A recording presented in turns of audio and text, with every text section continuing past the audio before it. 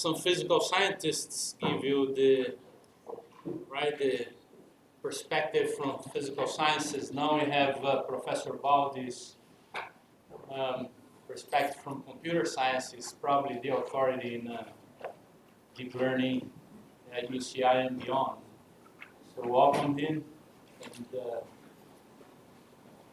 let's start.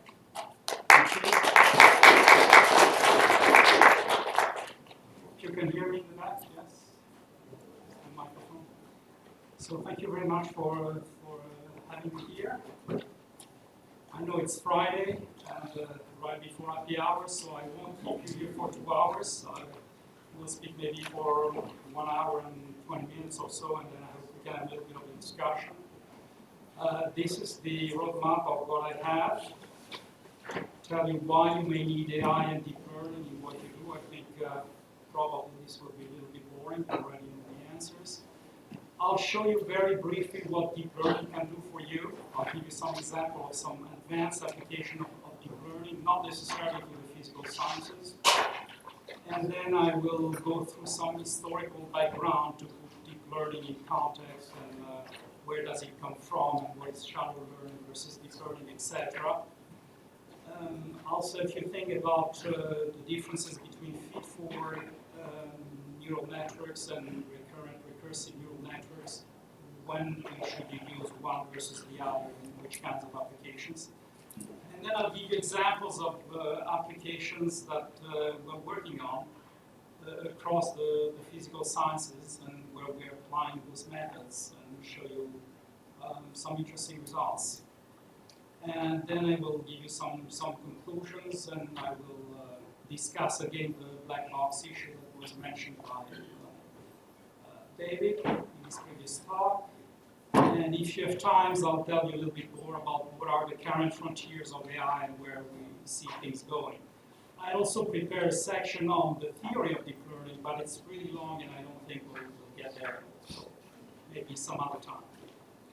So no theory, most of the basics, the history of the field and what you can do with it. So let's start with the first point. Why do you need AI and deep learning in the physical sciences? It's pretty obvious, but if you look at the history of the physical sciences and natural sciences, they really started relatively recently in human history, about 400 years ago, right after the Renaissance, with scientists like Galileo Galilei, for instance. And you can see from his stern look that he was not very happy. He didn't have the cell phone, this poor guy. No cell phone. Even worse, he couldn't order the telescope on Amazon.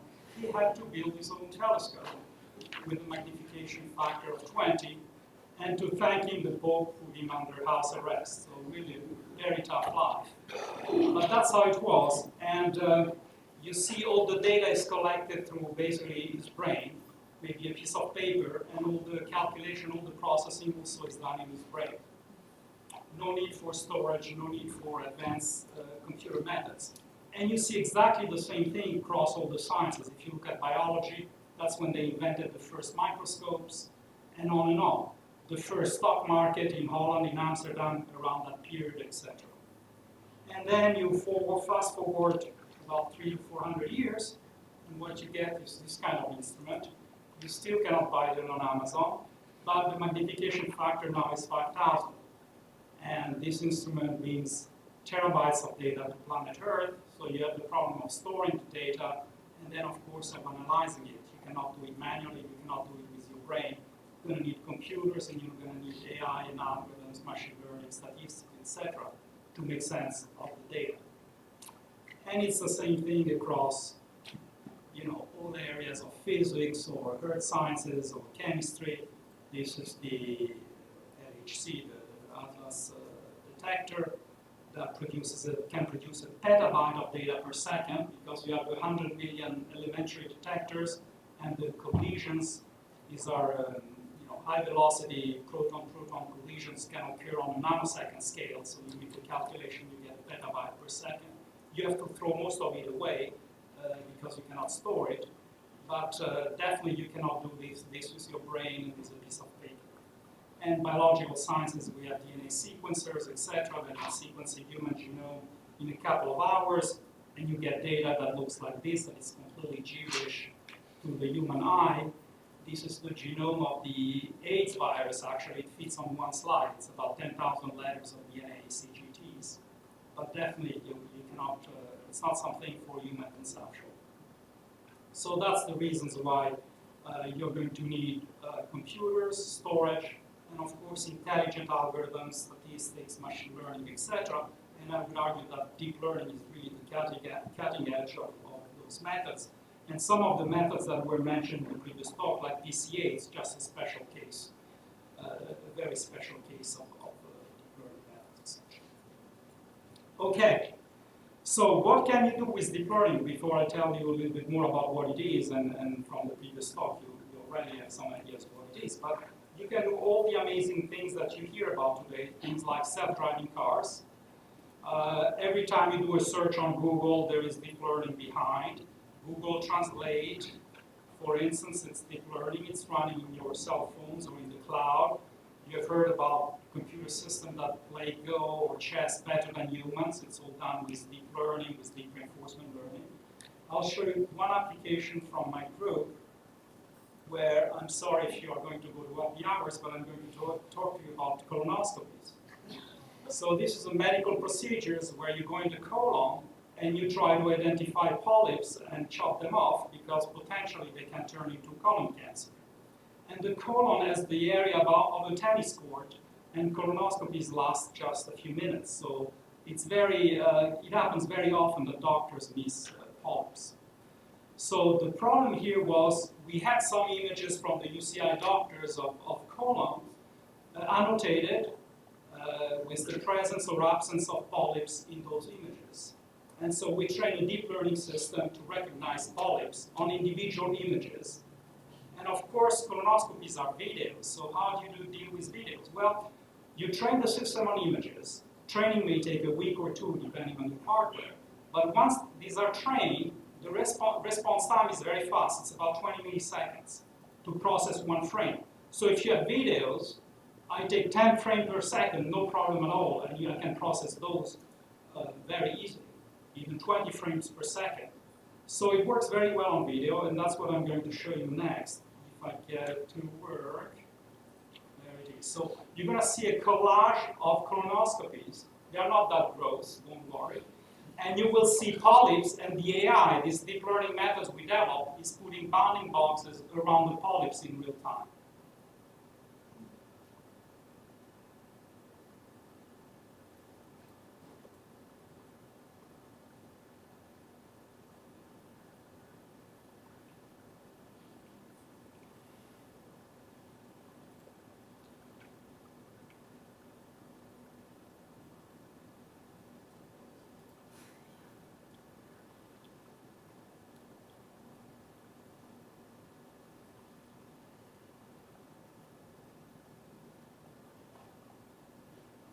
So you get the idea. But this is about sort of computer vision, image processing, sensory type of things. So you say, well, fine, you can do that, but what about reasoning? Reasoning is much more complex and advanced. Can you do any kind of reasoning with deep learning? So let me show you something that could be construed as some form of reasoning, which is solving the Rubik's Cube. So this is a website that we run, where you can go and play with the cube. You can scramble it. Oh, it's not displaying. Great. Can somebody help?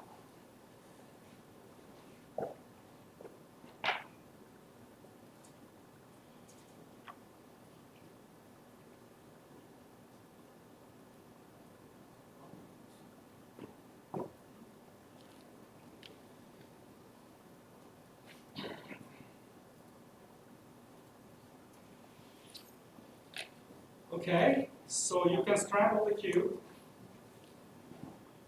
and then this is a random scrambling, otherwise you use the arrows, you scramble the way you want. And then you can ask our deep learning system to solve this. You will see the solution appearing at the top. So R means turn the right side clockwise, R prime, the opposite direction. And you can see it's applying those moves, and it solves the cube, usually with using the shortest path or very close to the shortest path. If you see humans solving the cube very fast, those teenagers that do it very fast, they use 50 moves typically, and this is in 20. So they don't take the shortest path because they have to optimize all kinds of ergonomic constraints on their wrist, etc. But we most of the time find the shortest path to solve the cube. So this and the colonoscopy are done exactly the same techniques. Behind there is a neural network that has been trained on data with slightly different twists, but the basic idea is the same in both cases, right? And you can argue, you know, the Rubik's Cube, it's all about the theory, it's some kind of form of reasoning, the same for those. So you can see that these methods, at least at some embryonic level, can do some kind of reasoning, and the question is really how to go beyond that. All right, let me go back, try to go back to the PowerPoint.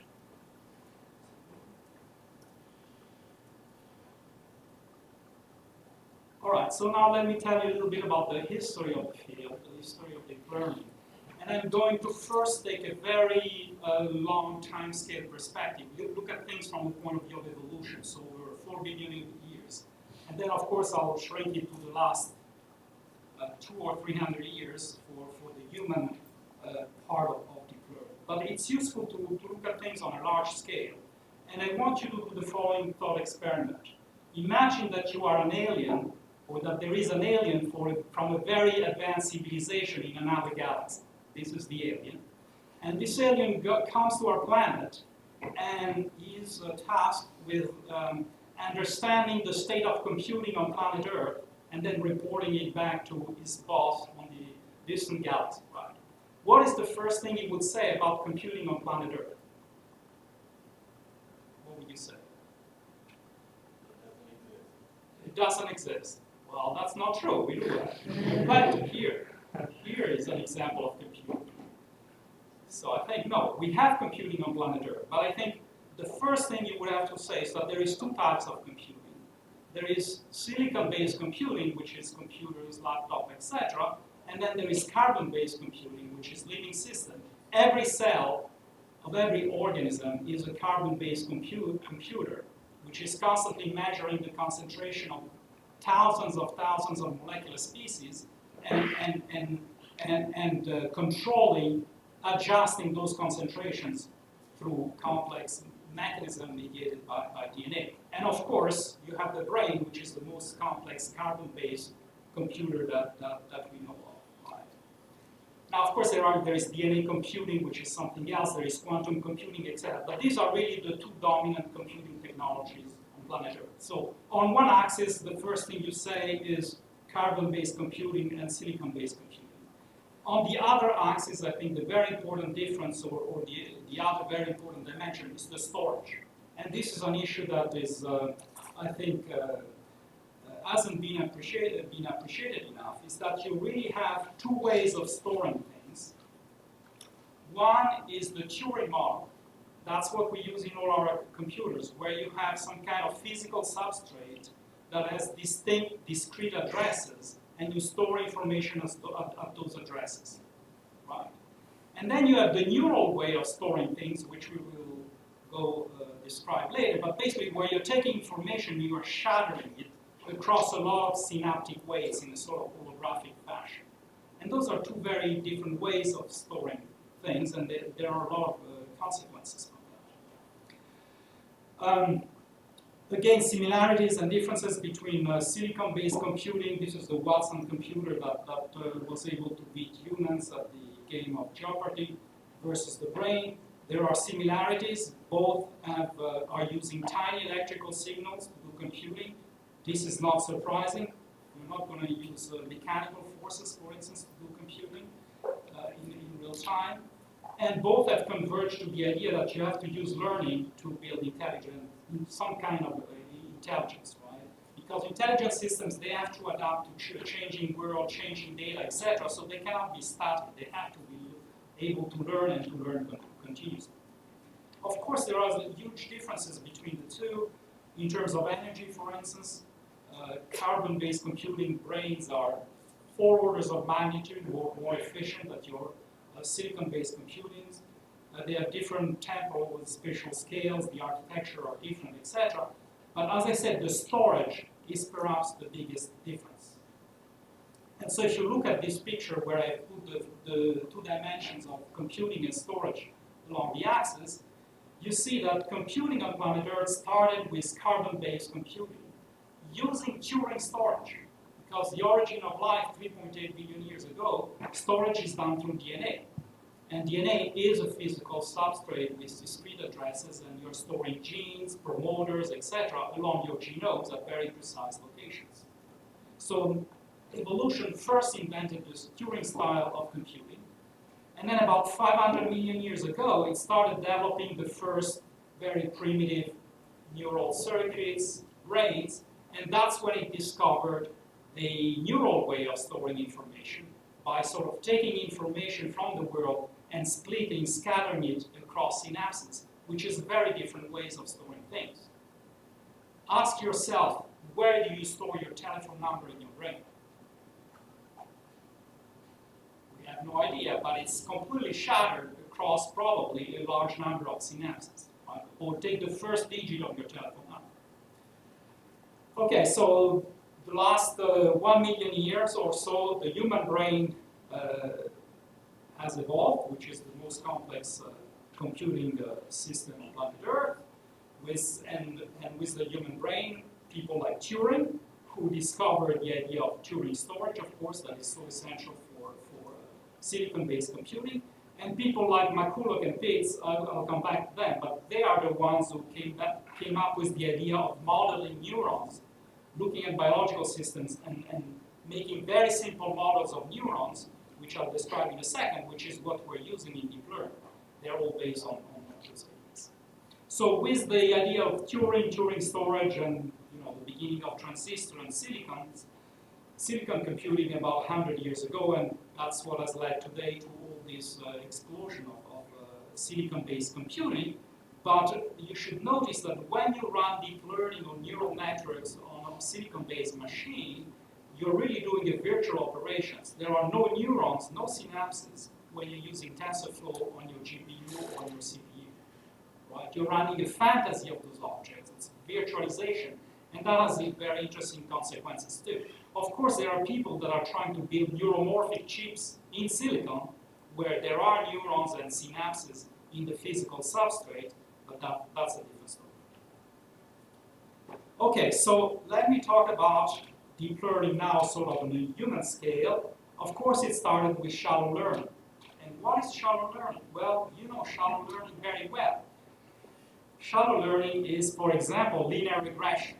That's a single linear neuron, if you want, right? So linear regression, that was sort of least square. The method of least square was introduced by Gauss and Lejeune at the end of the 1700s.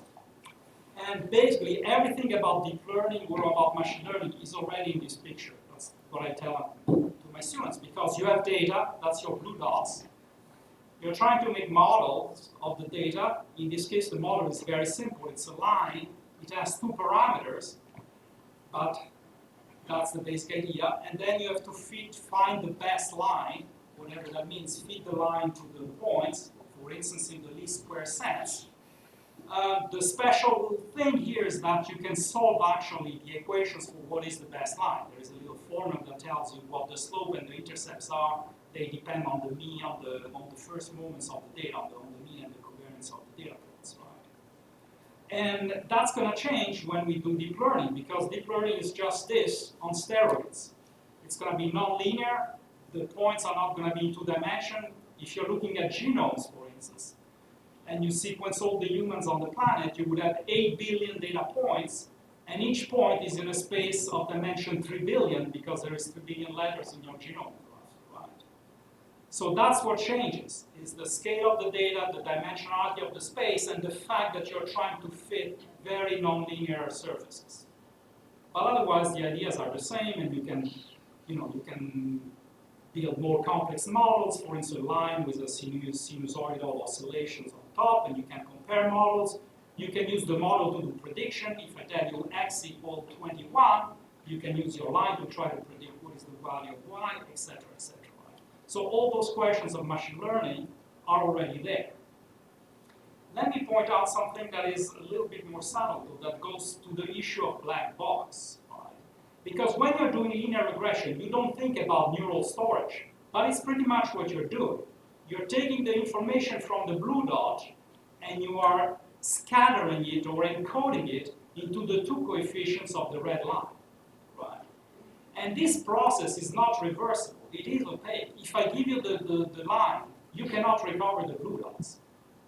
You just know the statistics of the dot. You know the average, the covariance, but you cannot tell me where the dots are. Right? So you lose information in that process. And deep learning is very much like that. You have information in the training set, and you're pushing it, you're scattering in the weights of the neural network, and this is not a reversible process. So don't be surprised that it's a little bit opaque. It's just the nature of the business. Okay, so that's shallow learning. So when did deep learning start? It started around 1950, and it's all driven by biology, by what we knew about neuroscience around 1950, and the word neural network, which is equivalent to deep learning. Deep learning is just a rebranding of the word neural network. It's entirely inspired by biology, and so is AI. Right? So what do they knew about the brain around 1950? Well, we can play Jeopardy here. Upper left is Darwin. So they knew that the brain is a product of evolution, so it's very messy, product of tinkering. They knew that the brain had specialized area. The second gentleman, upper left, is Broca. So there's a Broca area, which is roughly here, which is very important for speech. If you have a lesion in that area, you have problem understanding language or speaking. And of course, in the last 50 years or so, we have found many more areas. There is an area of the brain which is specialized for recognition of human faces, for instance. If you have the lesion there, you can see, you can drive a car, but you just don't recognize faces. Right? It's called prosopagnosia. All right. Upper right, this is Ramon and Cajal, done very interesting anatomical studies by staining neurons and looking at them under the microscope. So they knew about neurons, pyramidal cells, Purkinje cells, dendritic trees, and all that stuff. Sherrington had introduced the word synapse, so they knew that there was these little points of contacts between the axons and the dendrites of neurons.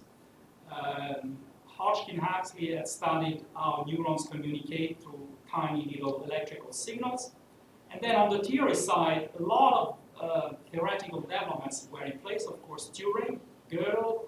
This is Shannon, so the theory of information was in place. They knew about that.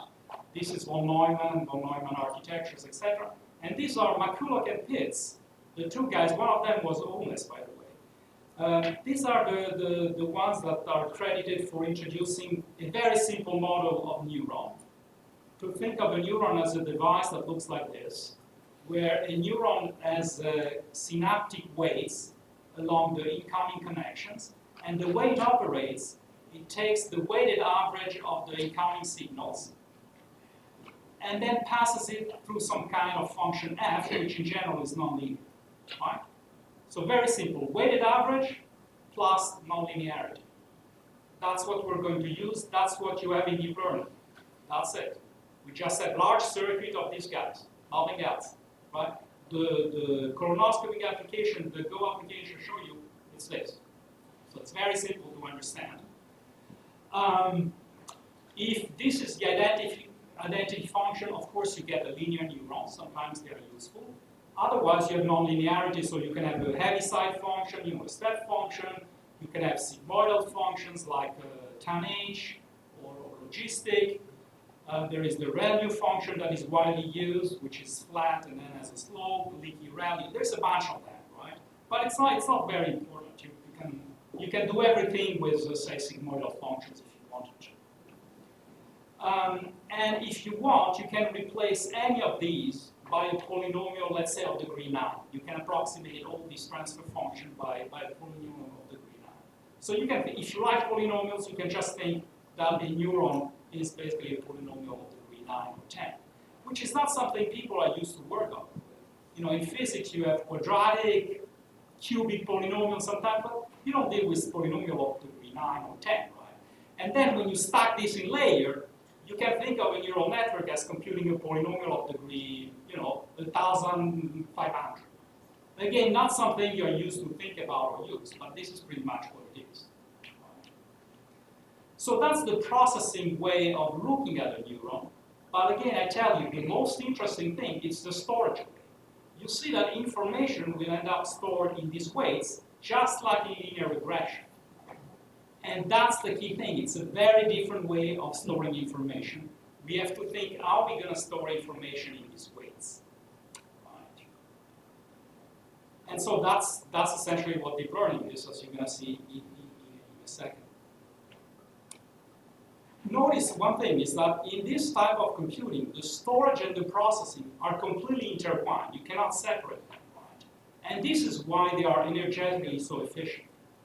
In your silicon computing, you store things here, you have the processor here, you have to shuttle information back and forth, and that costs you a lot of energy.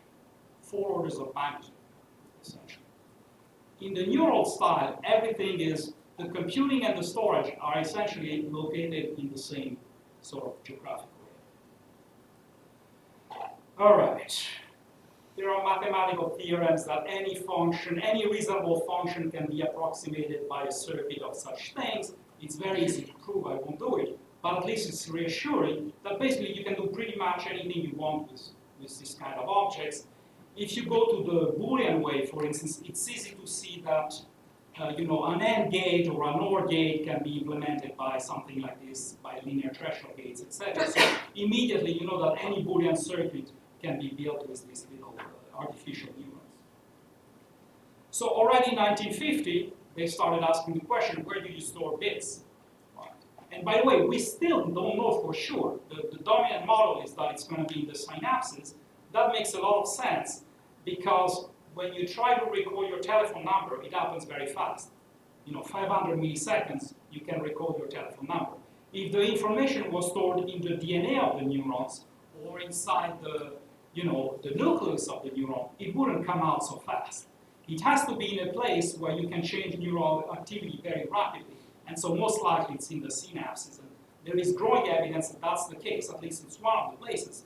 But nobody has been able to find your telephone number in your brain or in the brain, the map of the maze in the brain of the rat, turn right, turn left, that's one bit of information. Nobody has been able to follow that bit from the training of the rat until the storage in the brain.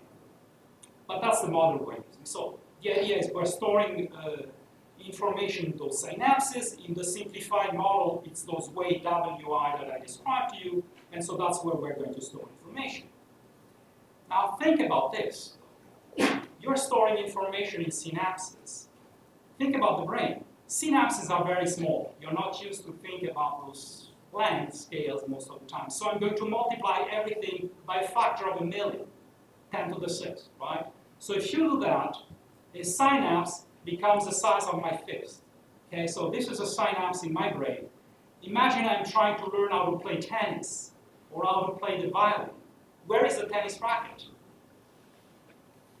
Anybody? Well, you look at there. Tennis racket is in Seattle or San Francisco. Okay? So now imagine this synapse has to strengthen itself, increase its synaptic weights, let's say, or decrease itself, so that you play better tennis, and the tennis racket is in Seattle. How is it going to do that? It doesn't know anything about tennis. It doesn't know anything about Newton, about mechanics. It doesn't know anything. It just knows a little bit about its chemical environment. That's it. So how is it going to address that question? Well, that's the deep learning question. That's the center of everything. It's deep learning. You have a synapse which is deep inside the circuit, far from the inputs, far from the outputs. It has to do something good for you. It doesn't know anything. How is it going to do it? So people started thinking about this problem, and Head wrote a famous book around the time where he said, I'm going to simplify, that's the famous sentence. His book, there is not a single equation. It's a lot of blah, blah, blah, most of the book. But he has this sentence, which is famous, and the paraphrase is that neurons that fire together wire together. So vague idea, neurons that have correlated activity, and they have a connection, the connection tends to become stronger. If they are uncorrelated, the connection becomes weaker, right? So this correlation type of learning.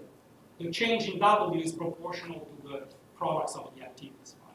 So that was the first learning idea that is in the literature, if you will, besides linear regression. Right? So it's a nice idea because you can see it's very local. A synapse basically depends on the neighboring, on the two neurons it is attached to. So that's nice, that's attractive.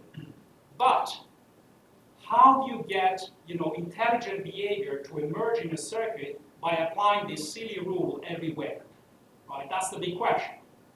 And I can tell you that nobody has been able to get it to work. People have tried many times, and no one has been able to get any kind of intelligent behavior beyond things like principal component analysis using heavy learning. I'll tell you more about that. So that was the first, idea about learning.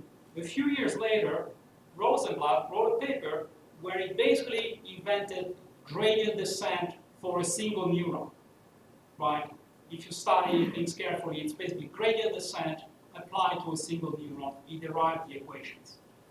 So he showed how a single neuron could be trained on some data.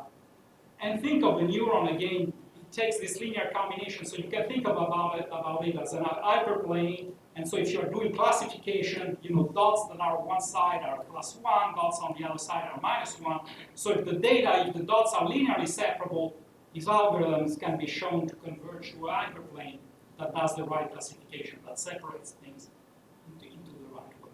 But this was for a single neuron, not for a circuit, not for a deep circuit where you have synapses that are far away from the inputs and the outputs. All right. Next interesting things I would say is early 60s, Hubel and Wiesel started looking at the visual system of cats, of anesthetized cats, putting electrodes and recording from those electrodes and presenting different stimuli to cats. And they found something very interesting, which I hope is going to come up. There it is. You find this on YouTube.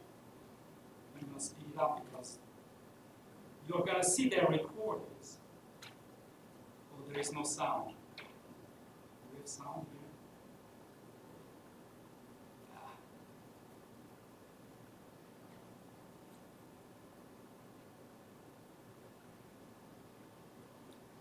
Basically, they were feeding their electrodes into a microphone so you can hear the neuron doing like this.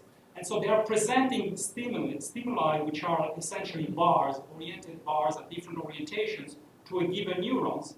And they discovered that in the visual system, you have neurons that are capable of responding to edges of bar at a specific location and a specific orientation. So somewhere in your brain, you have a neuron that will respond if it sees a bar at 45 degrees in this particular location of the visual field. Anything else, it will remain silent, essentially. It's unfortunate you cannot hear the sound, but you will see it. Go on YouTube and Google it. It's quite interesting. Okay. Let me stop it. But so that gave a clue about maybe visual systems are working, right? They have these detectors specialized for things like bars, corners, whatever, at every possible location. And so they convoke the image, the incoming image, the visual field, with these simple detectors. That will become important. Oops. How can I go to the next slides, guys? Finish this. Oh.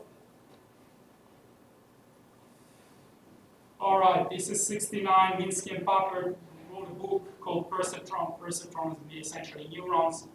And they show that, again, one neuron or a layer of neurons, so a shallow network, can do certain things. It's interesting. But there's many things it cannot do. It cannot do an XOR, exclusive OR. It cannot do a parity function, for instance, cannot be computed by a single layer. And so they wrote this book, and they had this sort of somewhat negative conclusion that there is no reason to suppose that any of these virtues carries to the many-layered version. So again, basically saying we don't know how to do deep learning, we're not sure it's even doable. If you look at the following sentence, however, they are sort of edging their bets in the other direction. They say, nevertheless, it's something that would be very interesting to look at. So again, end of the 60s, deep learning problem is open. If I stack these little neurons into a deep network, how do I adjust the weights that are deep, right? How do I transfer information from the world, from my tennis racket in Seattle, to my little synapse here in this auditorium? Late 70s, Fukushima took the ideas of Hubel and Wiesel and built the first, today we call it a convolutional neural network. So it's a neural network for computer vision, many layers of these little neurons, organized in the way that seems to emerge from the experiment of Hubel and Wiesel. So you have entire layers of feature detectors where all the neurons have exactly the same weights because they are applying the same operation to the visual fields. For instance, you have a family of neurons that detect bar at 45 degrees in all possible positions. And then you have another filter which detects vertical bars at all possible positions, etc. That's called the convolutional neural network. When I showed you the colonoscopy, it's a convolutional neural network. So Fukushima had this idea. The only problem was the learning. He said, to learn the connections between the layer, we're going to do Hebbian learning.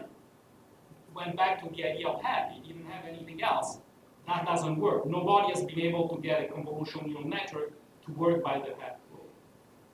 And the reason, if you think about it, is quite clear, is that if you apply Hebb between the layer, the deep layer is never going to get information about the target, about its performance. It's never going to know if it's doing well or not. It's only going to know about, its neighbors. So in order to get this to work, you need to have a feedback that looks at the performance here, how well you're doing, are you recognizing polyps, yes or no, and then feeds back this information all the way through the entire stack. And that's gradient descent. It's also called backpropagation. But that's the thing that was missing.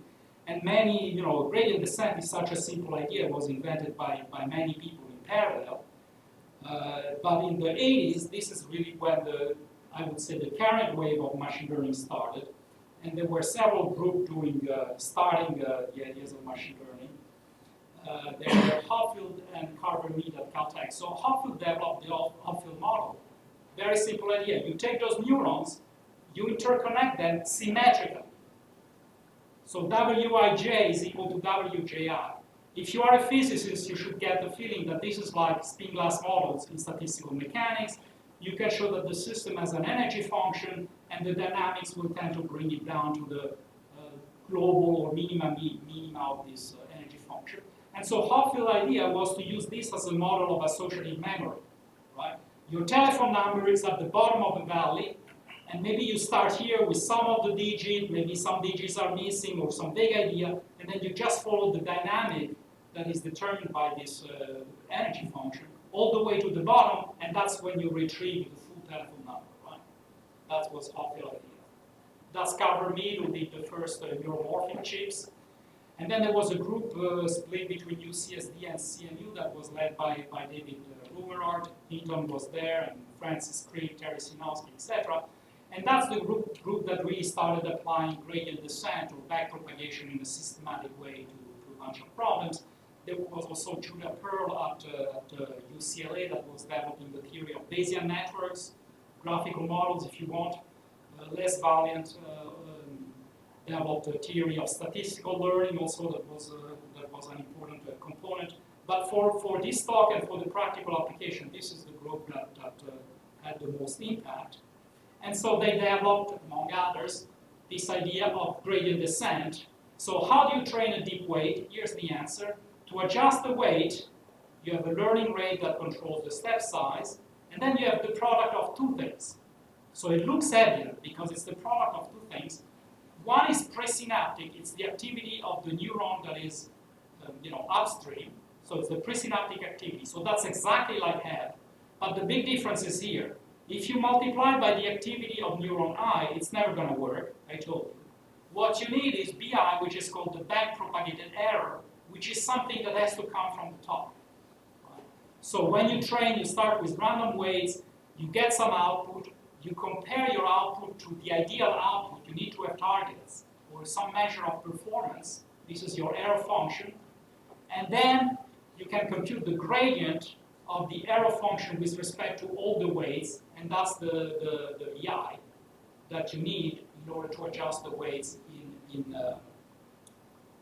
the right way. It's called backpropagation because you can apply the chain rule when you complete this derivative, and so basically you just propagate in the opposite direction to the feed-forward direction. You just go backwards during learning.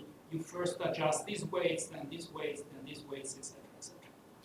But it's very simple. It's gradient descent. It's three lines of chain rule, and you find this. And this is what really works, and this is what is being used with some tweaks here and there. But basically, that's the algorithm that we'll use, and that is used in the application I showed you. And so people started finally to apply convolutional neural network to computer vision problems. So there is the famous and missed post office data set that was produced by Bell Labs or AT&T, where Jan LeCamp was working. So there was these are handwritten digits, and the problem was to build a computer vision, a convolutional neural network that can classify these digits correctly, right? That can recognize them. And this became a fundamental benchmark for the field. Everybody's testing their algorithms against this. By now it has become too easy, so it's worthless, but it had an impact on the field.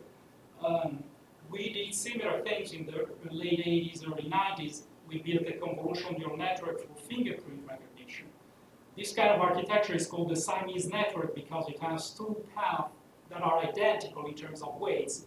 You put one fingerprint on this side, another fingerprint here, and the goal is to decide, is this from the same finger? Is it the same fingerprint, maybe slightly rotated, or is it different, right? But it's basically a duplicated convolutional neural network, and it was working already quite well. So people will tell you that backpropagation didn't work in the 80s or the 90s. Don't know anything about the history of the field. So today, that's what we're using. Nothing else. Little improvements here and there, yes, there is dropout, there is value, but those are tiny, tiny little things. The big differences are the size of the data because of sensor, because of internet, of databases. So you have access to much larger data sets. You want to do face recognition, you work for Facebook, here you go, 1 billion faces, human faces, no problem, right? Just taken from Facebook databases. So you can train those systems like that. And basically you're using neural networks to do classification, regression on very complex surfaces in high-dimensional spaces, and things are non-linear. But the ideas are the same as linear regression, just on steroids, as I said.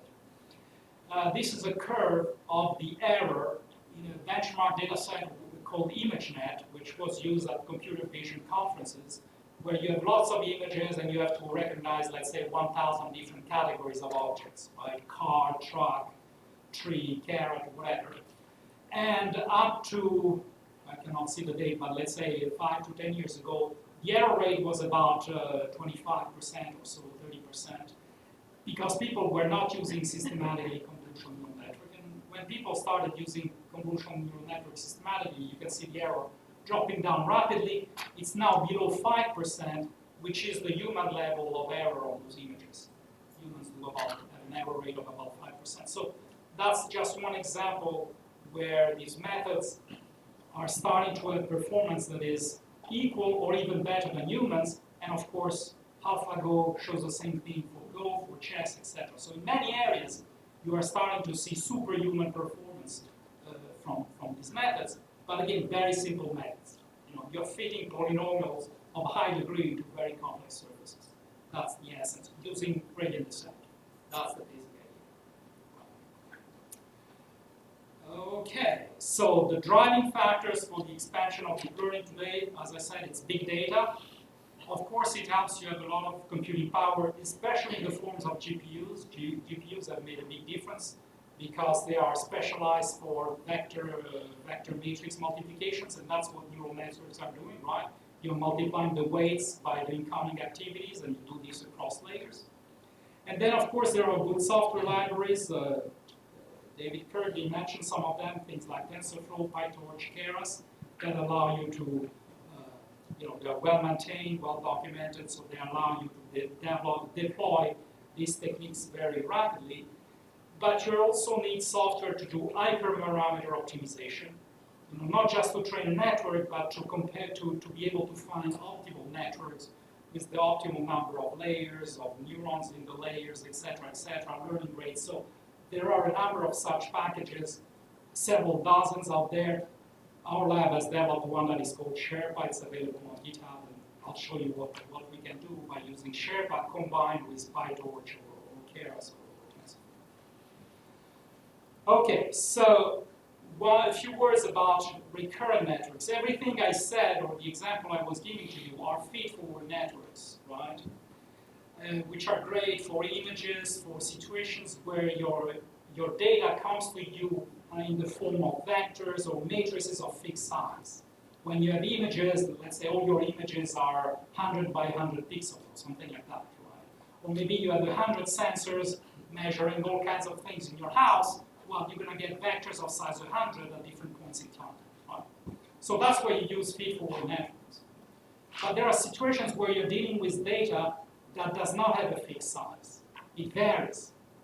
For instance, you're doing natural language processing.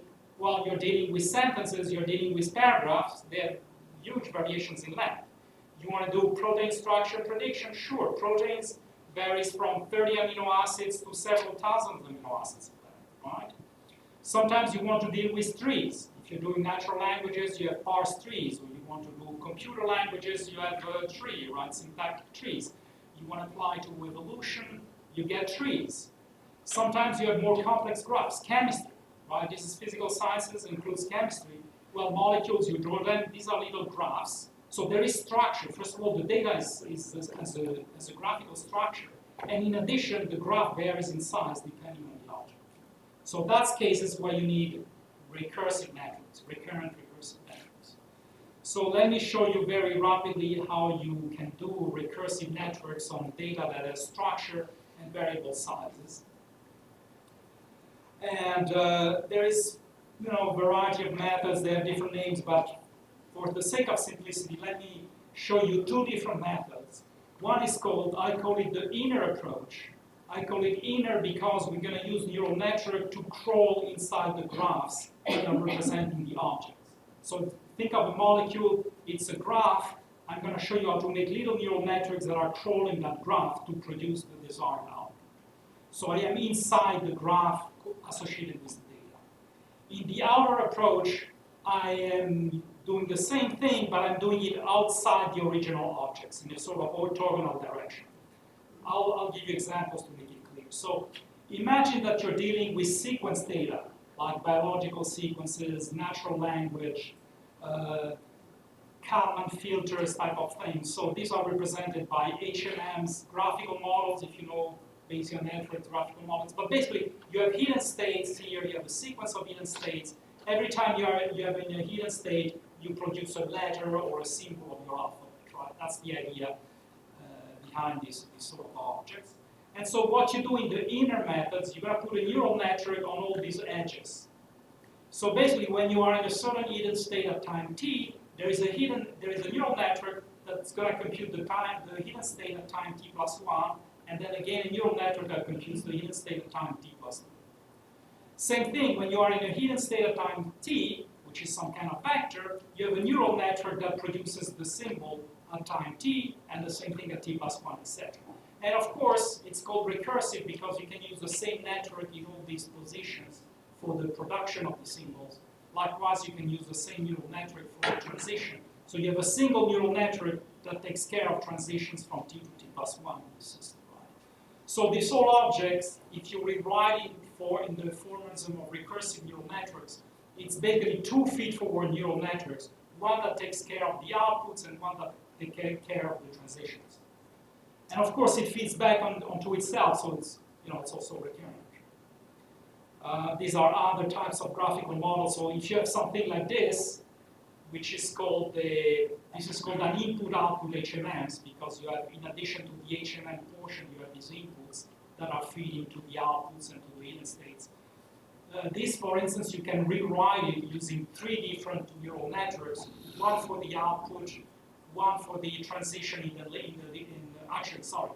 only 2 neural networks again. One neural network that compute the output at time t as a function of the hidden state at time t and the input at time t. and then one neural network that takes care of the event transitions.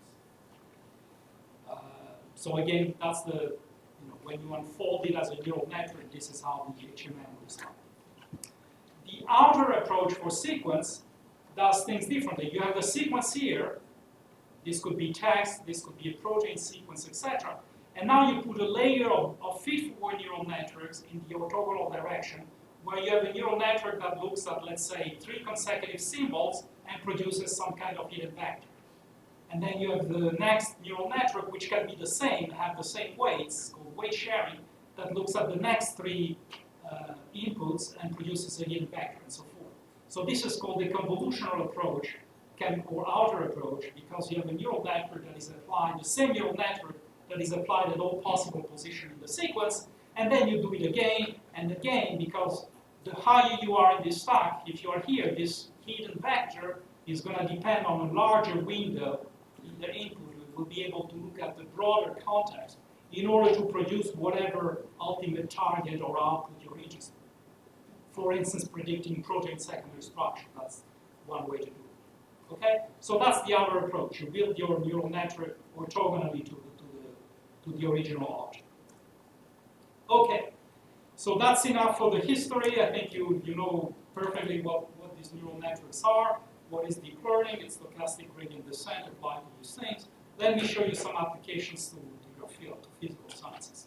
Well, let's start with mathematics, which is part of physical sciences too in the school. So we have been very fortunate to work with several mathematicians, particularly Roman Vershiny and Ezekiel Liv. And in this case, it's actually them helping us, because there's a lot of interest in mathematics about deep learning and interesting problems that need to be solved. And so that's the direction where most of the flow has been going so far. But of course, the long-term goal of AI, deep learning, etc., is to be able to do mathematics using AI. And that's, of course, extremely difficult, depending on the kind of mathematics you want to do. High school mathematics, it's already sort of, you have versions of that. But if you want to prove Fermat last theorem using deep learning, good luck. Nobody has a clue how to do that. And of course, Fermat theorem or theoretical physics, string theory, whatever. That's a long-term goal of AI, to be able to do those things. So physical sciences, more concretely from the experimental side, where can you use deep learning? Well, there's a bunch of sort of classes of problems. One is analyzing detector data, sensor data, right? And this is all over the place, right? You can do particle physics, you can work at the intensity frontier, you can work at the cosmological frontier, it doesn't matter. You have detectors, right? And basically they are detecting particles and producing pictures. The detectors have different sizes, they have different shapes, they can be cylindrical, they can be planar, they can look at different types of radiations, of photons, of particles, etc., different energies. But at the end of the day, you get pictures. And so it's very natural to apply convolutional neural network to those pictures. And I'll give you examples of that. And this can be done across all kinds of different problems in physics. And what you want to do typically is classification problem. Is there a Higgs boson or not in this collision? Was a Higgs boson produced or not? That's the classification problem. Or you want to do regression. What was the energy of the neutrino that was detected by this nova detector? So regression or classifications are very typical. So that's one huge family of problems where you can apply deep learning, and I think it's a very exciting area these days. Another area is where you have very complex phenomena, where you completely understand the fundamental laws. Schrödinger equation, Navier-Stokes. But when you scale it up, it doesn't work computationally. Okay? Try to predict chemical reactions using Schrödinger equations. Good luck. Try to predict, climate using Navier-Stokes from first principle. Good luck. It's not that, it doesn't work. So that's the idea where you can try to do shortcuts. Of course, there are models. Physicists and climate scientists, etc., have worked all kinds of models and shortcuts. But deep learning gives you very powerful techniques for building those shortcuts that can compute things very fast. And I'll give you examples of that. Another class of problems is the inverse problems. Many times in physics, you have a models or something that can compute a function in the forward direction relatively fast. So give me x, and it gives you y. You have your simulators, you can produce many x, y pairs. But what if you're interested in the inverse? Let's assume that things are bijective, invertible, whatever, for now. I want a function that given y gives me x. Sometimes people have no idea of how that function can be computed. It's fast in one direction, but it's completely mysterious in the backward direction. But from a training point of view, if you can give me x and y, I just reverse them. I give y as an input and x as the target, and I train a neural network. I'm going to train a polynomial of degree 1500 to do f minus 1.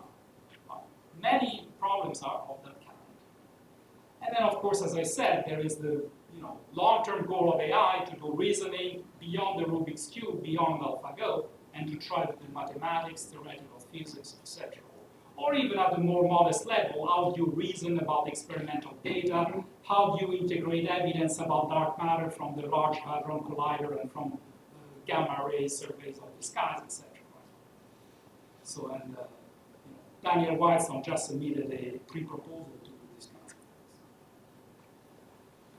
All right, so applications to physics, as I said, all kinds of scales, from almost from the Planck scale to the scale of the entire universe. You have different detectors and different problems. Some of this was started when we started working on this with Daniel Whitestone, was on the LHC data. Even if you look at something like Atlas in the LHC data, you have many, many machine learning problems. You can work at the trigger, where you're trying to filter out all the data and throw it away because you get 1 petabyte per second. So that's one place where you can apply machine learning. You can work in the detector, but even the detector has many different parts. So you can work on the calorimeter, you can work on the muon detector, right? And even if you choose to work on one of these detectors, there is many different representations of the data. So one way is to work on the picture. On the raw data, you get a picture, you apply convolutional neural networks on the picture. So that would be one place where you can apply machine learning. But physicists, they have developed all kinds of software in their pipelines to sort of parse those images and detect things like tracks, like vertices, primary vertices, secondary vertices, right? Jets, all those kinds of things. So your image can be converted to a list of objects describing these tracks, these vertices. Now you have a list which is variable length. Now you're going to need recursive networks if you want to work at that level. And then there is another level where physicists have developed heuristic and theoretical formulas, etc., where the image ultimately is converted into a vector, usually a fairly short vector, maybe of size 30, containing things like the moment of the particles. Right? So that's very easy. You want to work on those vectors, they are fixed size, you put a feed-forward neural network, and you train it to say yes or no, there was a Higgs boson producing that condition. Right? So that's exactly what we did. So we've been doing this on all kinds of different, as I said, detectors and projects, whether it's Atlas. We worked on antimatter on the Asakusa projects, neutrino physics, Nova and June, etc. Again, they're all very similar. So just one of the first things we worked with Daniel Whitestone was Higgs boson detection. Again, very good simulator here. You can produce all kinds of data. So we had 1 million, 11 million examples to train the systems. These are details of how the data is produced, etc., to make it realistic. So I won't go into the details. But at the end of the day, if you work, let's say, with the high-level features, you get 28 features, so a vector of length 28, where you have 21 features that are essentially moment of particles plus 7 very high-level features derived by the physicists, by the theory. And again, you can train on classification. Yes or no, there was a Higgs boson. To make these are the details of the neural networks we trained, etc. I won't go into those details, they're not so interesting. But the bottom line is, at the end of the day, we were able to improve the detection rate measured by the area under the ROC curve. In this case, if you know what these are, it's one metric, by 8%, which is quite significant, using deep neural networks. This is using shallow neural networks, and this is the previous technology that was used in the field was boosted decision trees. So we were able to beat that technology. Okay? So that's just one example. Other similar example, completely different physics, neutrino physics. We work on the Dune and Nova projects with John and Pierre. Here the detector is not cylindrical, you have 3 planes, right? And you're studying these neutrino, and typically you want to identify these vertices, and you want to infer what was the energy of the neutrino, of the different types of neutrino. You have electron neutrino, muon neutrino, tau neutrino. So that's the questions you're interested in. Again, we can train the convolutional neural networks. And you can see here, the blue is the result obtained with the convolutional neural network. The red was the previous state of the art. This is a curve of the relative error, so the more peaked you are at 0, the better. You can see the convolutional neural network is better. This is for electron neutrinos. Or if you look at the root mean square error, you can see the blue is below the red. So again, fairly significant improvement that you can get by this technology. You see the same thing for muon neutrinos here, etc. New project, we're starting with Simona Murcia here. This is about dark matter, right? And gamma rays surveys of the sky. The big question, very interesting question, is what is at the center of our galaxy? Is there dark matter at the center of the galaxy? It turns out it's partly an image processing problem to answer this question. And on the way to that question, there is other problems that have to be solved. And so what we're doing here, again, without going into the details, of course, you should talk to Simona if you want to have an accurate description of the details. But basically, there are different species of gases that are in space, and we're interested in predicting, for instance, the image that you would get at CO13, knowing the image at CO12, for example. That's one of the tasks. Again, these are images. We're going to apply convolutional neural network, give us the training data, we train them, we optimize them, and this is what you get. So on top, you see the true value. This is the image that we get experimentally, and these are the predicted images that you get from the neural network. And you can see in general they are pretty good. At least Simona was very happy. That's all we care. So, I'm amazed at the things we can do, and we get to work on these fantastic problems, so interesting. But it's basically the same technique. All I do is linear regression on steroids. I'm a modest linear regression guy, that's all. But I get to work on this fantastic problem. It's just unbelievable. All right, and there's many more. You can apply cosmic ray, plasma physics, etc. And of course, other people in I&CS and in School of Physical Sciences are doing these things. Let me show you one example to Earth Sciences. This is work done with Mike Pritchard. So actually, with these collaborators, slightly over a year ago, he had the idea to apply deep learning to climate models. So this is, in particular, these are problems of better understanding cloud formations. Clouds are very important for climate, of course, for the water cycle, etc. And the methods typically divide the atmospheres in a lot of little boxes or cubes. And of course, you want to have an engine that basically evolves what happens in a box and interacts with the neighboring boxes. Right? And so they applied deep learning to this problem, and they showed that it works quite well.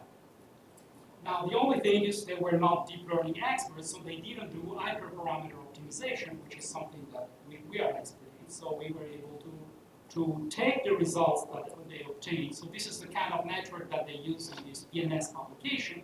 And we applied Sherpa and our optimization method. So we end up with a model that is a little bit bigger, more complex, etc. But it does better in all kinds of metrics. So I'm not going to describe the metrics, but red is better. That's the model we derived with Sherpa.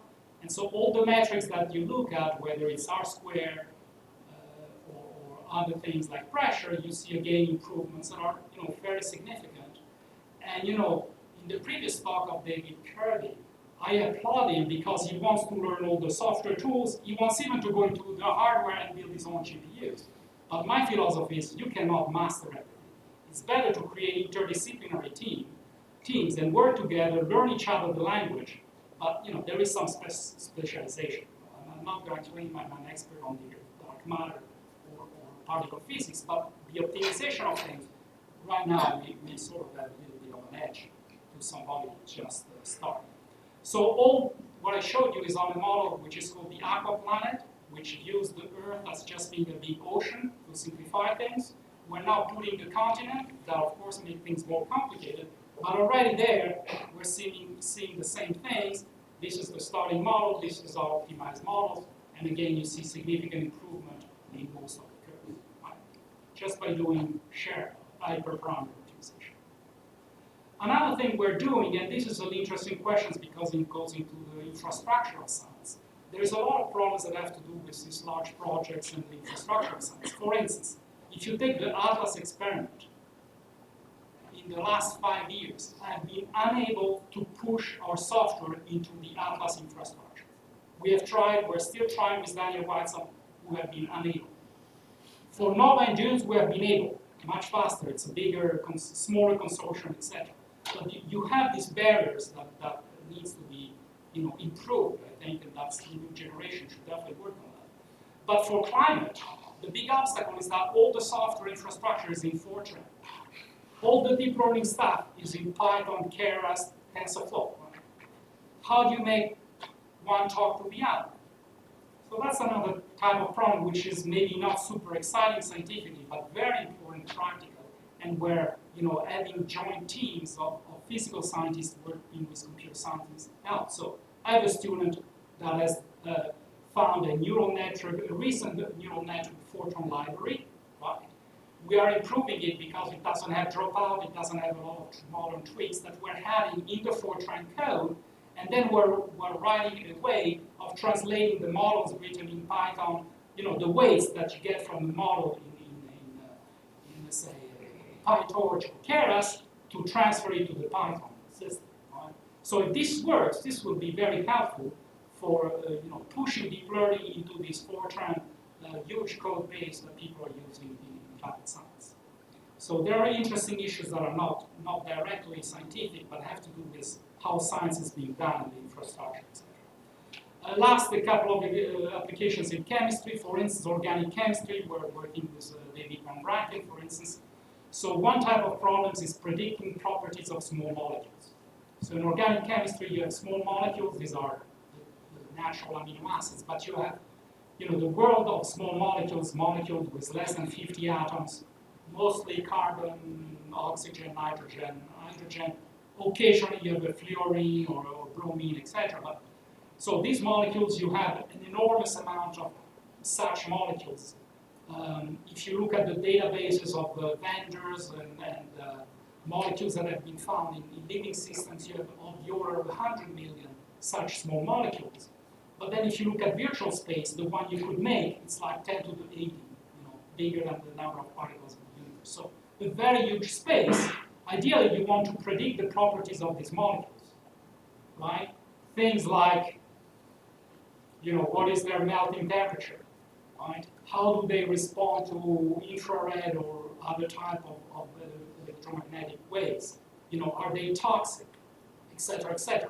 You can almost an unlimited list of properties for each one of them, and you cannot determine all of them experimentally. So if you want to travel through the space, which is very large, here's a comparison of chemical space versus the universe we live in.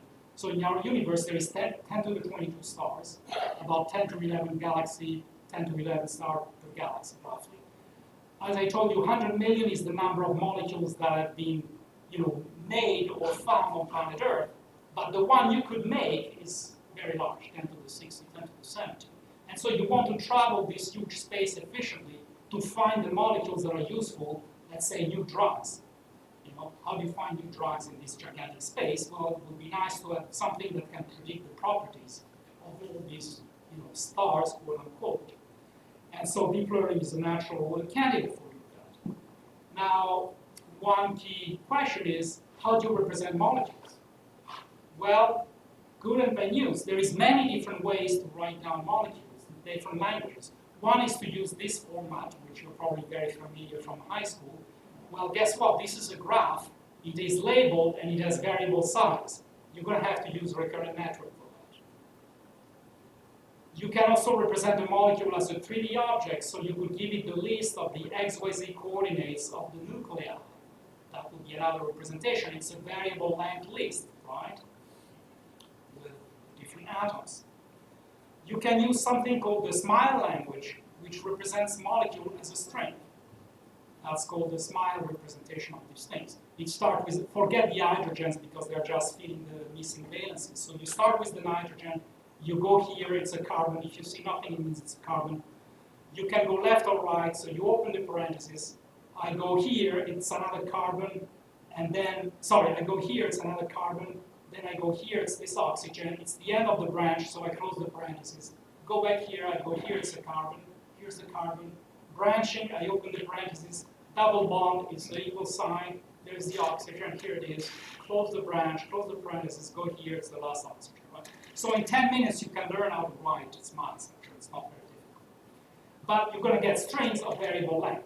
So again, recursive networks, LSTM, that kind of stuff. If you really want vectors of fixed length and use feed-forward networks, you can do it. You get something called fingerprints, where you have fairly long vectors, typically binary vectors, where the components correspond to different features in the molecules. You know, the presence of a particular group.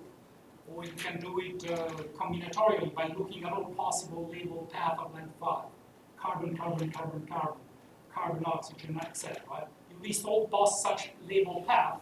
You know, it's a large number, but it's a finite number, and that's your basis, and that's how you build your fingerprints. So anyway, many different representations. You can apply feed-forward recursive networks. We and others have done this. I'm going to skip the details, actually. How much time do I have? Well, let me skip this. You can do the outer approach on molecules, etc., etc. Next problem in chemistry, very important. How do you predict chemical reactions, right? So chemical reactions, you can write them like this. This is called the bromination or hydrobromination of an alkene. An alkene is a molecule with a double bond. You combine it with HBr, you get the brominated compound. Right? So you saw the book of organic chemistry. They have 1,000 pages. They are horrible. Every page has 25 formulas. Nothing makes sense. I used to hate chemistry. But anyway, how do you compress that to a neural network or something that basically can predict chemical reactions? So good luck with quantum chemistry. Try to do it with the quantum chemistry. We tried a rule-based approach. So you can write, there's a language called SMERGS for writing chemical reaction. It's basically just like SMILEs with a few more things. You have to give numbers to the atoms so that you can know, this carbon on the left-hand side corresponds to this carbon on the other side. But other than that, it's just like SMILEs. So my student here, Jonathan Chen, wrote 1,800 rules by hand to cover basically the undergraduate curriculum. We actually converted it into an interactive system for learning organic reactions. It's actually used by Wiley. It's distributed worldwide. So that was a reasonably satisfying project. The problem is it's very hard to maintain because you have these very cryptic rules. Every time you add a new rule, it could break one of the previous 2,000 rules, so you have to be very careful. Not something that can, grow in a very efficient way. So we decided to go to machine learning. What do you do? Well, if you ask chemists, how do they think about this reaction here, bromination of this alkene, they really think they break the reaction, the global reaction, into a sequence of elementary reactions. Each elementary reaction, you can think of it as a movement of electrons from a source to a sink.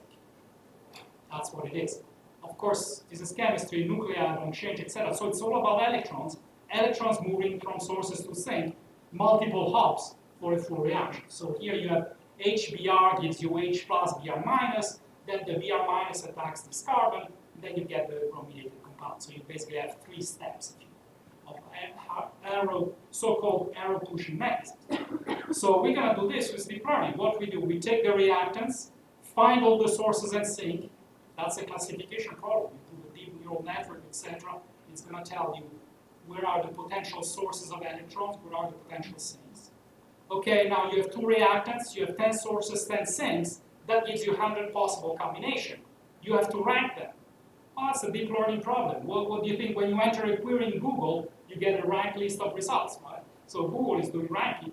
We do ranking with neural networks. We do it with the Siamese trick that I showed you for the fingerprints. You take sourcing pair, you take another sourcing pair, you compare them through the same network, and at the output you say whether this one is more favorable than this one. You run all possible pairs very fast, and that's how you do your ranking. So that's called the reaction predictor, and we keep improving it every year. It's still ongoing, but that's how we're approaching chemistry.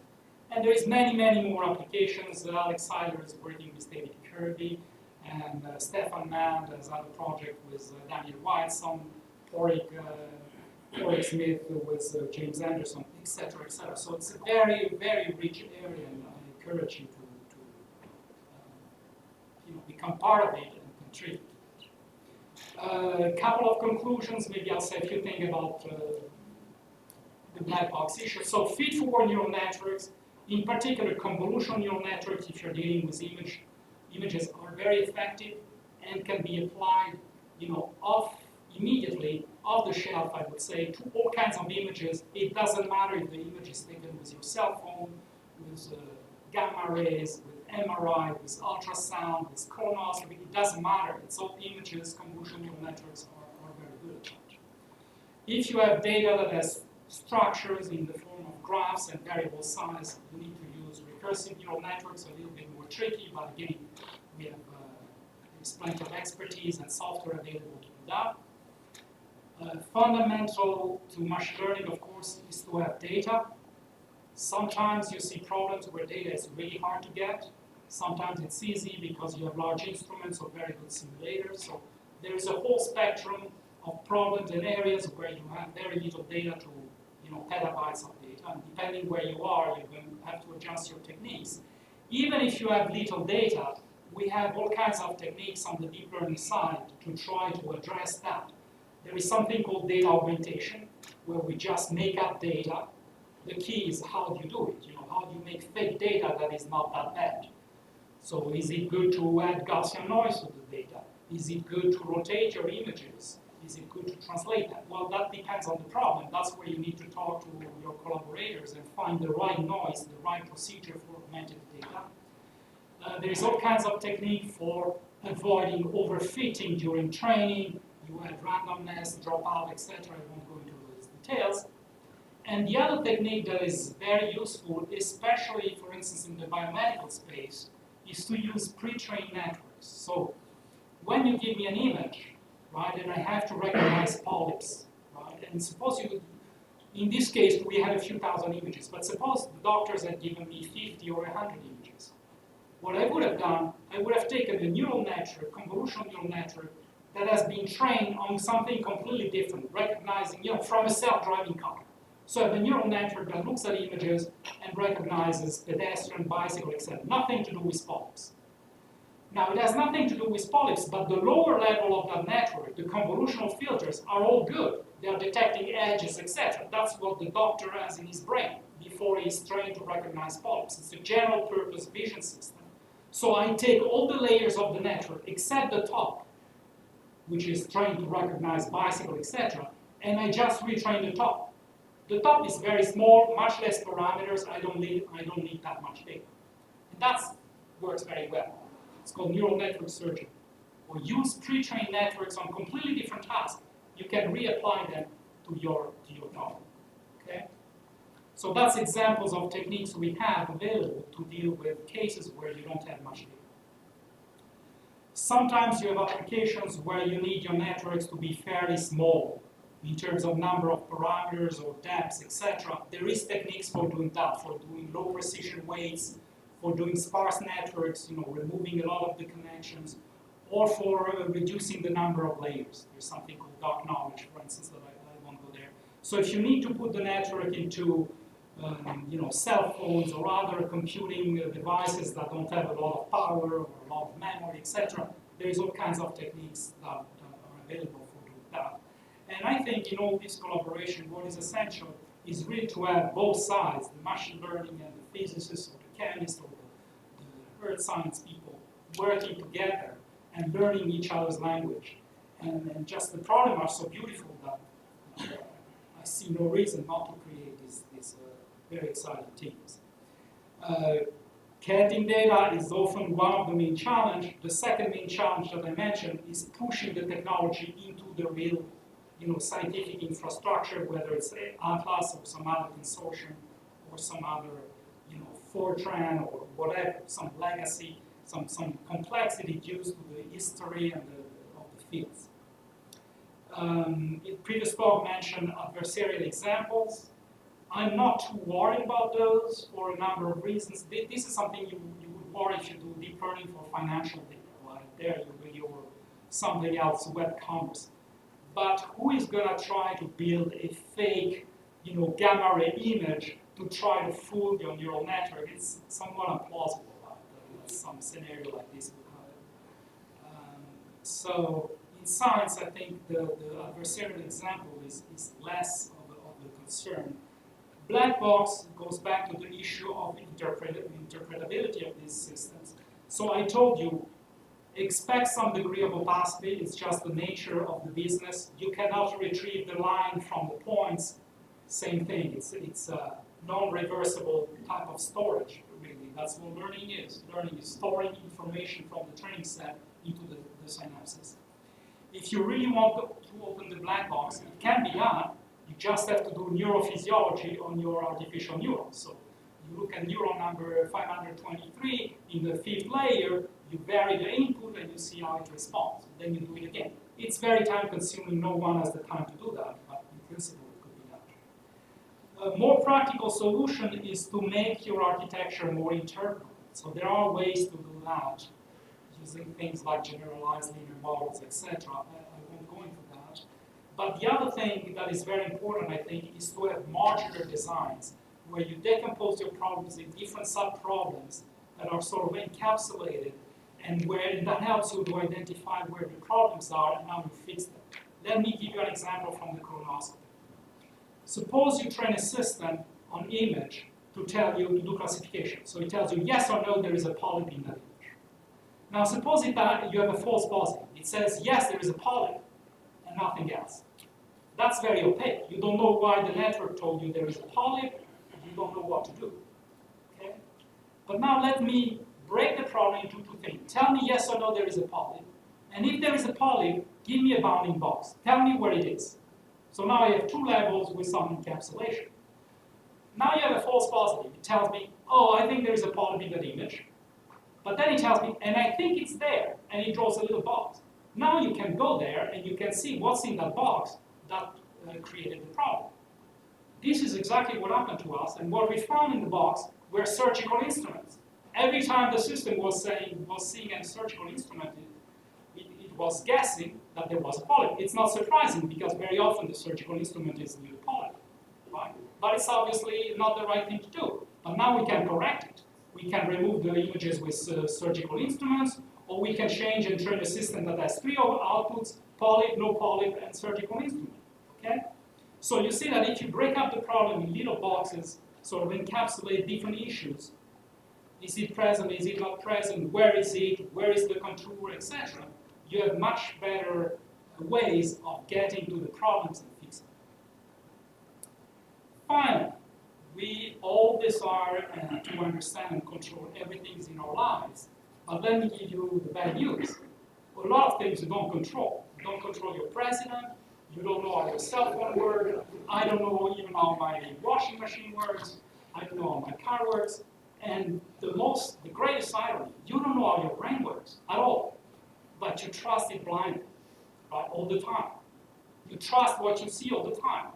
But there is visual illusion. Sometimes your brain, adversarial examples, it's very easy to fool the brain. That's what visual illusions are. So this idea that we're going to control everything all the time, I think we're going to get used to the fact that it's not really possible. Well, I think I'm at 4:30 here. I was going to say, do I say a few things about the future of AI, or shall we stop here? There are a few things. All right, so what is the frontier of AI today for physical sciences or neuro? So again, perception stuff, recognizing images, recognizing speech, translating from one language to another up to a certain degree of proficiency. Games like chess, Go, Rubik's Cube, self-driving car, all this we know how to do them, and people like to call them interpolation. Then there is things we don't know how to do it, general purpose intelligence across different tasks, deriving the next theoretical physics, theory in theoretical physics, composing interesting music. There's all kinds of systems that compose music, but really interesting music or making jokes, stuff like that, we cannot do. And people say, well, that's called extrapolation. So we can do interpolation, but we cannot do extrapolation. It's a nice little story on the surface, but it doesn't mean anything, because I can give you examples where the brain cannot do extrapolation. Suppose you take a child and you raise him in an American-speaking family, right? Well, he can certainly understand British English probably, and Canadian English, and Australian English. But can the child understand Chinese? Of course not, right? So the brain is not capable to go from English to Chinese just like that. It can do it, but it requires 5 years of learning and training, etc., etc. So to say that artificial AI can do interpolation but cannot do extrapolation is not really meaningful. The key question is, how far do you want it to extrapolate, and how much computer time and how much resources you have to do the extrapolation. And that gets into very complex questions. So how do we go to the next level of AI? There is basically 3 possible directions. One is to say, we have all the ingredients, we just have to scale them up. So do deep learning, we just need more data, more GPUs, and more training, and we're going to solve it. I don't think it's going to work. A lot of people are skeptical, but many times, people have been proven wrong. People thought it was impossible to solve Go using deep learning. Okay, so Rubik's Cube using deep learning. All these things are falling one by one, so you cannot rule this out. The other idea is to say that, and by the way, we do know the brain is a proof that there is an end-to-end solution that is completely neural. Using neural networks from end-to-end, it should be possible to build AI. It's definitely, the brain is sort of a proof of that. The second direction is to go into an hybrid way. So there is a symbolic tradition in AI, using logic, using reasoning, that was very popular in the 70s and now has sort of been overtaken by deep learning. But several people, such as Les Valiant, for instance, thinks that we should combine both to build intelligent systems. So combine machine learning, combine deep learning with some kind of reasoning, some kind of symbolic manipulation, and that's the way to go for AI. So far, it has not worked. Nobody has been able to make it work, but maybe that's the way to go, and that would be truly artificial, different from the brain, because it would combine. You wouldn't have an end-to-end neural solution. You would use neural for maybe perception, image, and sound, but then you would have a different level, which is a symbolic, digital level implemented in digital machines. And then the other direction is to say, well, so far what has worked has been essentially completely inspired by the brain. Right? Maybe there's many ways to build intelligent systems, like there is many ways of building flying machines, helicopter, airplanes, etc. So maybe there is many solutions to AI, but maybe we're not smart enough to find a non-biological solution right away. Maybe we should still look at the brain and draw inspiration from the brain. And there is plenty of things in the brain, and we still don't know how it really works, but even from what we know, there is many things about the brain that are not being used in current deep learning. I'll give you a couple of examples that maybe should be tried and implemented in order to go to the next level of AI. So the kinds of things you could think of, I think, again, storage is my main mantra, if you want. Although the brain uses neural storage, in the last 1 million years, it has actually developed ways to do Turing style of storage inside the brain. Basically, this is language. You have 400,000 words in English. Think of each word as an address, a discrete address, which is somewhere in your brain. When I say the word cat, and I talk to you, it's basically like a pointer that points to a certain pattern of neural activity in my brain, and then it points to a certain pattern of neural activity in your brain. The patterns are similar, but probably different, almost for sure, right? And these are discrete. There is 400,000 such things. And there is plenty of other evidence that the brain has acquired mechanism for implementing Turing style of storage, where you have discrete, sequence of discrete entities implemented using synaptic style. There is the issue of fast storage. Like when you're reading a sentence or you're reading a paragraph, you're remembering the beginning of the paragraph, right? Where is that stored? A lot of people, including myself, do not think that that's stored in the activity of the neurons. It is stored somewhere else, and we believe it's stored in fast synaptic ways. So maybe you need to have different types of synapses, which we do not have currently in deep learning. Some of them are slow, which are the ones that we have been talking about, but some of them are fast. They have sort of memory of seconds, of a few seconds, and they are storing transient informations, such as the one that you need when you're reading a paragraph, etc., etc. There is many other things that are known about memory, how we store things in the brain, different modules, etc., that are nowhere to be found in current architectures. There is circadian rhythms. We know that during the night, a lot of interesting things happen in your brain related to storage. You're taking your experiences from the day, you're rehearsing, you're throwing stuff away, you're storing things to long-term memory, etc., etc. Maybe we need to have some of this to build intelligent agents that can reason in the world. Another interesting theory is this, that is not, some computer scientists have started to work on this, but it's just the beginning. It's called the, sort of the theater metaphor. So I'll tell you what the theater metaphor is. The theater metaphor is the idea that your brain is like a theater. Can I stop this? Okay, it's not. Your brain is like a theater where you have a small stage, which is where consciousness lives, where you have a few agents, which are the actors, okay, that are doing certain things. And you have a light, which is your attention.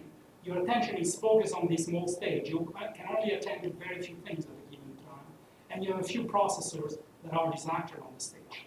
And then in the theater, in the dark, there are thousands of spectators, which are thousands of processors, that are all doing computations that you're not aware of. Even when you talk, you know, the words, they bubble up to your mouth, but you don't know where they come from. You don't know all the calculations the brain has been doing to produce those words. So those are all those unconscious processors that are in the room, all those actors, and that are competing with each other to get on the stage. So that's a sort of scale architecture where you have many processors doing different tasks. Some are unconscious, some are conscious, and they move in and out of consciousness. And that's the sort of things that are not implemented in current systems. Is there a way to go back really quickly? I think I am at my conclusion, but this is really...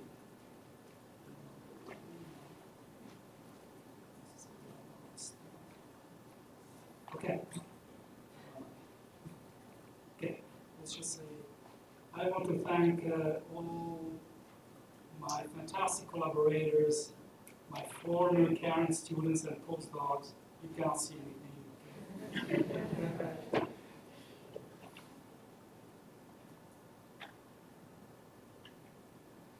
Okay, millions of people I would like to thank. And thank you for listening. Thank you.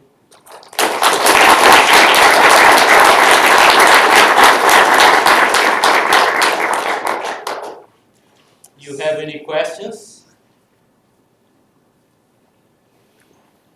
Well, it's happy hours time. It's happy hour time. You know, Why didn't you bring something here?